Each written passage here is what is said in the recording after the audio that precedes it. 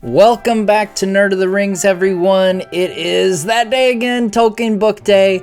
We've got box set number 3 of 4 of the History of Middle-earth series for you here today. Now, when we went over box set number 2, I mentioned that this set in particular, it has 4 volumes because this is what is known as the History of the Lord of the Rings. These books in particular, which we'll go into more detail here in a minute, but they really focus in on the behind-the-scenes work of Tolkien writing The Lord of the Rings. And of course, we'll line these up with the other 2 box sets here in a little bit. But for now, let's take a look at box set number 3. We've got Gandalf outside of Bag End. We've got a really wonderful image here of the Rangers of Ithilien attacking a Mumuk from that iconic scene that Sam and Frodo witness. And we've actually got the drowning of the temple in Numenor. And we'll talk a bit about why that is there, but this is the temple to Morgoth that is in Numenor after Sauron has influenced the Numenorians. And as we pull these out, we'll of course see that beautiful John Howe artwork that adorns the front of each of the volumes. So 3 of them obviously are featured on the cover box. And then we've got, this is the odd one out that was not on the outer box. This is an image of Edoras. We see the Golden Hall of Meduseld up top there. These are all epic pieces of art by the one and only John Howe. All right, and we'll take a look first up at The Return of Shadow. This is the first part of the History of Lord of the Rings, aka the 6th part of the History of Middle-earth series. And again, we've got the cover by John Howe, and these are reversible, just like the other volumes, so you can have the classic, what I like to call the classic look. This is what the old school History of Middle-earth volumes all looked like. So there we go. It is The Return of Shadow in its classic form. We've got a black cover here. It actually looks like we can see the text a little bit coming through from the other side. Personally, I like to display the John Howe sides anyway, so that's not really a deal breaker for me. But yeah, that's a good thing to note there, that your copy might have just a little bit of bleed through there. Now, if you're unfamiliar with the history of the Lord of the Rings, it's going to be like a lot of the other History of Middle-earth books. You know, this is Christopher Tolkien looking at unpublished writings of his father, analyzing them, and it really gives you a glimpse into how the Lord of the Rings as we know it came to be. There'll be some commentary from Christopher throughout, of course, and you'll get alternate versions of some passages, and it's a really cool, fun, deep dive if you want to go beyond just the stories themselves. I could actually see where diving into History of Lord of the Rings before some of the earlier History of Middle-earth books could actually be kind of helpful if you're more familiar with the Lord of the Rings story and not as interested in deep diving into the greater stories like the Silmarillion stories and things like that. So that's The Return of Shadow. Next up, we have The Treason of Isengard, which was published the very next year after Return of Shadow. So this is from 1989. Again, we have Edoras on the hill there. Creates a wonderful, striking image from John Howe. And there's no internal illustrations, it's worth noting. Again, I'm going to say this pretty much every time that I dream of them eventually doing full-on illustrated editions of each and every volume of the History of Middle-earth. I'm just going to keep saying it. So when box set 4 comes out later this year, I'm going to say it then too. Just a heads up. Now, that's not to say there's no visuals in these books. Here we've got some maps. Sometimes there's images of handwritten manuscripts of Tolkien's that are included. But this is going to be the same text content that you would find in any of the other published volumes of the History of Middle-earth. Here we have Tolkien's drawing of the inscription on the door of Durin in Moria. And Treason of Isengard, we get this Nice bright red for the alternate cover. There we go. Treason of Isengard. Looks pretty sharp with Return of Shadow right next to it. That red and black. Very nice. Next up, we have 1990's The War of the Ring. And I bring up these years because The War of the Ring is noteworthy because it is the 8th consecutive year that Christopher Tolkien published a volume of the history of Middle-earth.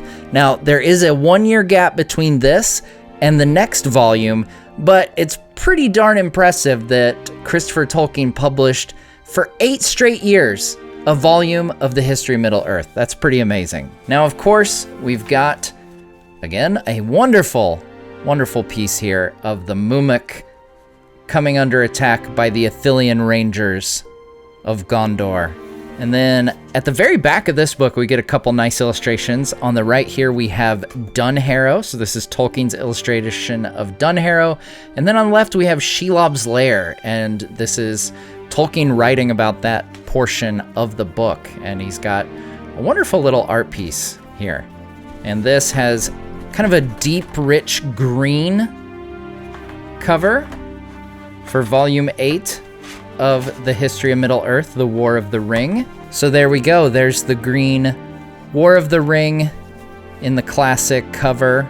Now, I wanted to mention as well that Christopher did separate these out according to the chronology of The Lord of the Rings. So the first volume, Return of the Shadow, it goes from the start of the book up to when the Fellowship goes into the Mines of Moria. The Treason of Isengard covers Gandalf's delay all the way up to the King of the Golden Hall. So that's when Theoden comes into the picture. And War of the Ring, it covers the destruction of Isengard to the Black Gate opens, which leads us into the final volume of this box set, Sauron Defeated. This covers Frodo and Sam in Mordor all the way up to the Grey Havens.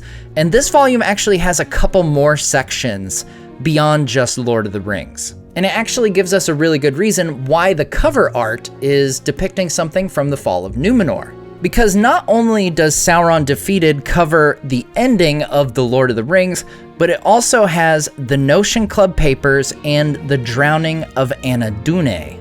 Now, if you've been around the channel for a while, you've probably heard me reference Sauron Defeated a fair number of times, and in part that's because of the Notion Club papers. Now, what those are, if you don't recall, that is when C.S. Lewis and J.R.R. Tolkien set a challenge to one another, and C.S. Lewis was going to write a space travel story, and Tolkien was going to write a time travel story.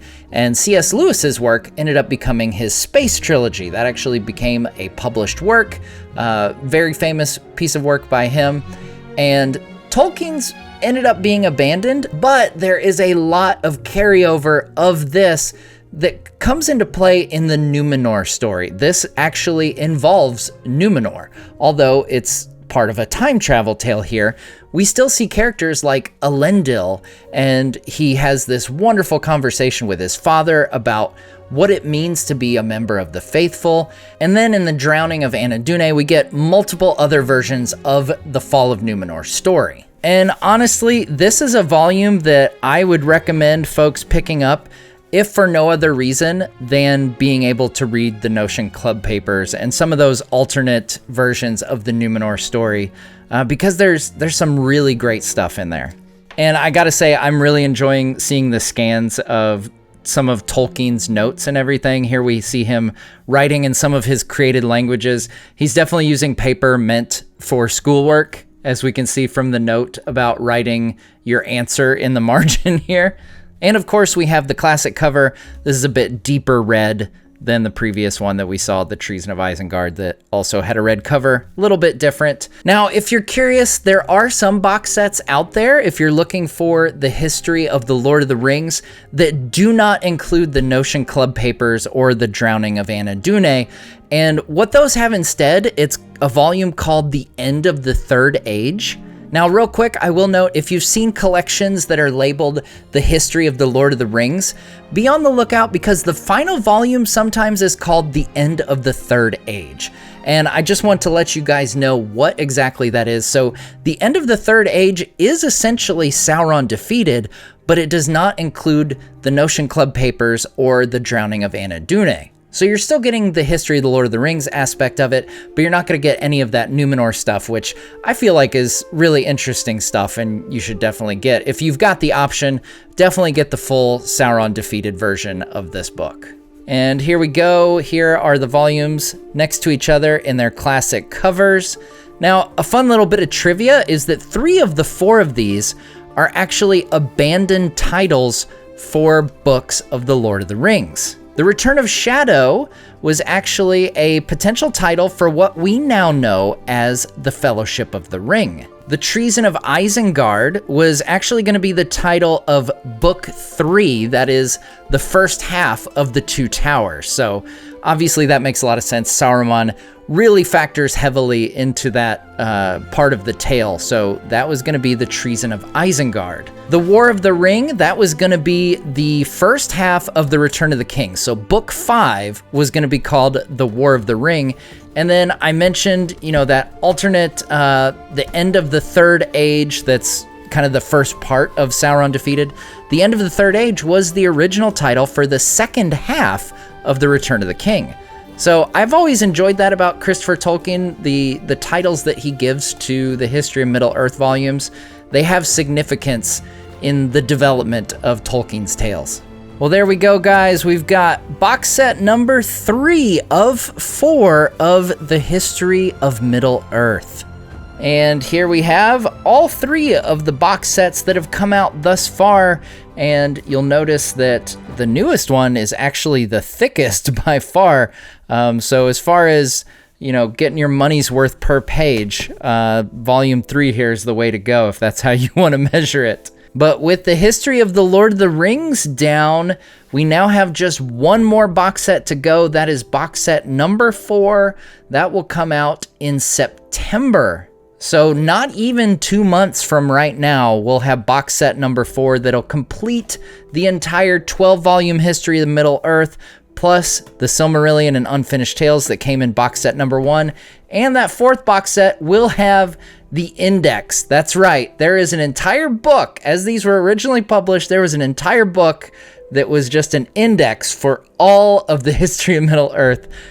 It's just that epic, guys. So there you go, guys. It is box set number 3 of the History of Middle-earth series.